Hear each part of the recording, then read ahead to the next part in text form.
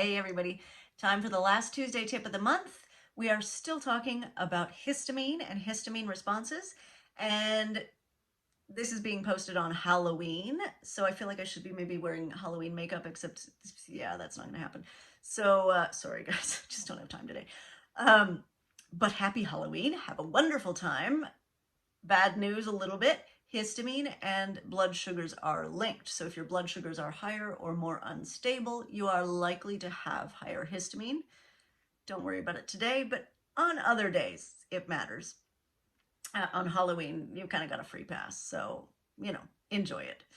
But on other days, it matters. So keeping your blood sugars stable will really help with that histamine response and help to kind of keep it down to a more moderate level.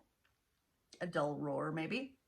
Also, a little tip, if you're taking a natural antihistamine product, there's lots of products out there with like NAC, quercetin, bromelain, ginger, all the good things, and they're great and they work, but they work especially if you know a little trick, which is take a loading dose.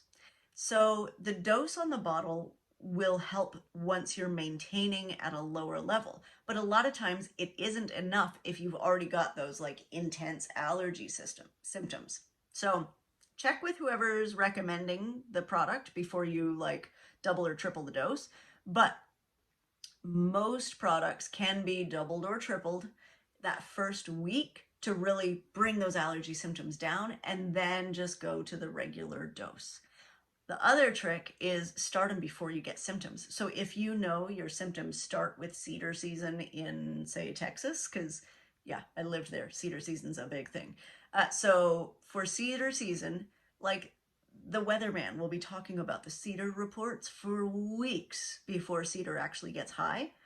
Start taking your dose before you start having symptoms, and that will help to keep the symptoms really, really smooth and even through the season.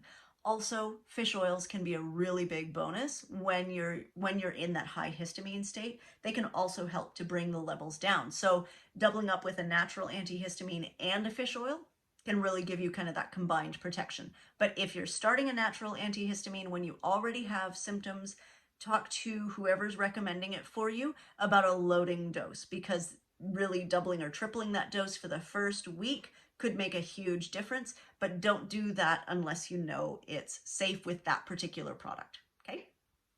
Tuesday tip. Happy Halloween, everybody. Have a great time tonight.